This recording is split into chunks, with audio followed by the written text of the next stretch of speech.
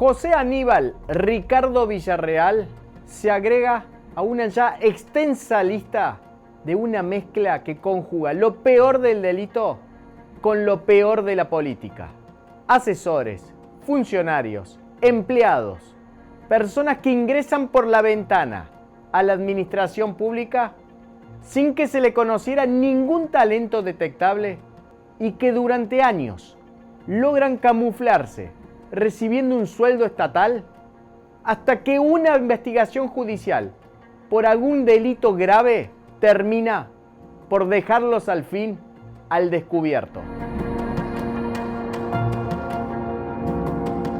Esta historia comenzó a escribirse semanas atrás en Villa de María de Río Seco, un humilde pueblo de poco más de 6.000 habitantes ubicado en el extremo norte de la provincia de Córdoba.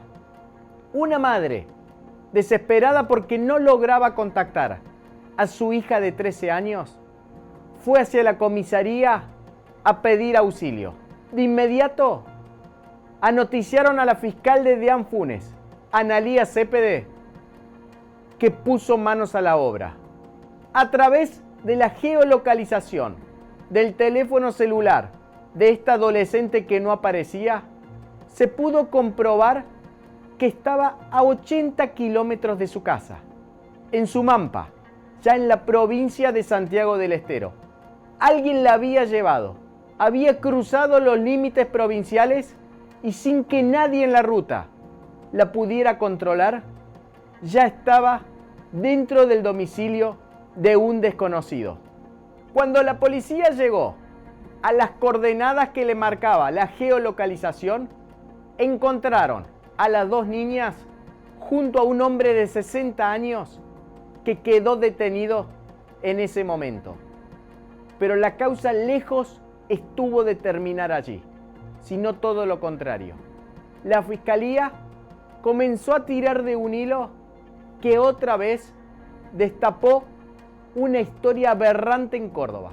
Estas dos niñas de 13 años y otra amiga de 14 años, desde hacía meses, eran sometidas por un grupo de adultos de su mismo pueblo, de Villa de María de Río Seco. Las jovencitas, todas de hogares absolutamente vulnerables, con padres sobrepasados, con una pobreza que excede la marginalidad del bolsillo. Desde hacía tiempo eran engañadas por estos adultos que se aprovechaban de todas sus carencias para ofrecerle pequeñas aventuras a cambio de sexo, a cambio de abusar de ellas. Son menores de 16 años y la ley penal es muy clara en ese sentido. No hay ningún tipo de consentimiento.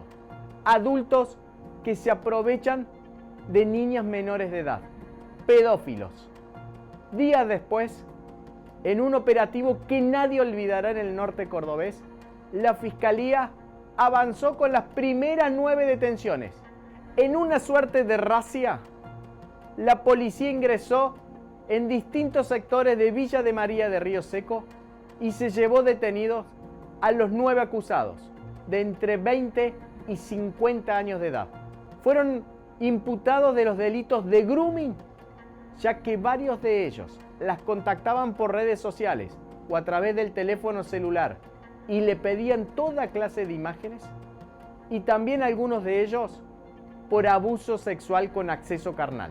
Uno de los que soporta esta doble acusación es José Aníbal Ricardo Villarreal, un hombre que en los registros oficiales figura como asesor de la legislatura de la provincia de Córdoba, asesor del legislador por el departamento Río Seco, el legislador peronista Ernesto Ramón Flores, un hombre que desde hace décadas tiene una fortísima presencia en el norte cordobés. A través de distintos testimonios reunidos en esta investigación, se sabe que Villarreal siempre trabajó bajo las órdenes de Flores, pero en los emprendimientos privados que este legislador tiene en el norte de Córdoba. Allí explota un exclusivo hotel boutique y también tiene un campo con animales.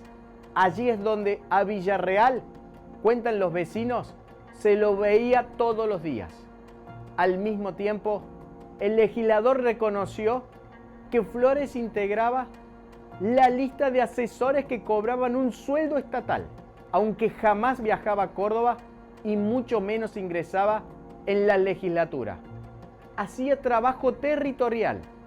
Fue lo que dijo Flores cuando se le preguntó por qué lo había contratado. El legislador aseguró que tras la detención ya pidió la baja de Villarreal dentro de la nómina de los empleados públicos de la legislatura de Córdoba. Como ocurrió hace más de un año con la empleada fantasma de la legislatura, Virginia Martínez, vuelve a ponerse en discusión cómo funciona la selección de esta clase de asesores. A Martínez en su momento, según se descubrió, la había propuesto un dirigente del PJ local, Guillermo Kreisman, que ya estaba imputado por robar fiambres de un supermercado. Otro caso que volvió a poner al descubierto la llamativa selección de los empleados públicos en Córdoba se descubrió a partir del espanto del asesinato de Agostina Vega, la adolescente de 14 años que fue violada y asesinada por Claudio Barrelier, un hombre que en 2021 había ingresado como becario a la Municipalidad de Córdoba de la mano del dirigente peronista Ricardo Moreno, de quien prácticamente funcionaba como su mano derecha. Pese a que Barrelier un año antes había estado 20 días preso por otro gravísimo episodio, donde habría intentado secuestrar a una joven que escapó desnuda de su casa, Barrelier continuaba trabajando dentro de la municipalidad hasta el día que atacó y mató a Agostina Vega. Hace pocos días en Córdoba, otra investigación judicial, en este caso por parte del fiscal Juan Pablo Klinger, una vez más mostró la misma línea: delincuentes vinculados al Estado. Carlos Saavedra Paredes, un hombre condenado a casi 10 años de cárcel por un violento asalto a mano armada acompañado de un policía y también por vender drogas, ya en libertad, a los pocos meses, logró un doble empleo estatal en un CPC de Córdoba y también en la Secretaría de la Niñez, Adolescencia y Familia, en la CENAF, justamente acompañando a jóvenes con problemas de adicciones. Un doble empleo en la municipalidad y en la provincia de Córdoba. A Saavedra Paredes lo devolvieron a la cárcel porque en un control de casualidad descubrieron que manejaba una moto con un carnet de conducir falso. Cuando abrieron su celular, descubrieron que Saavedra Paredes estaba en contacto con una verdadera usina, con una red de toda clase de certificados truchos, ya que ya había encargado 2 certificados de antecedentes penales falsos, en los cuales su planilla prontuarial iba a figurar absolutamente en blanco para quedar como contratado tanto en la municipalidad como en la provincia de Córdoba. Lo que se dice una meritocracia laboral digna de estudio.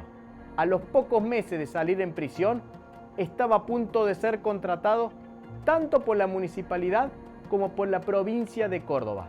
Cuando en el teléfono celular se comenzó a investigar esta usina de certificados truchos, la causa del fiscal Klinger llevó a otro empleado público, a Fernando Rubén Romero, un hombre que trabajaba en EPEC y que en 2021 había sido condenado a 5 años de prisión tras ser descubierto con 52 kilos de marihuana.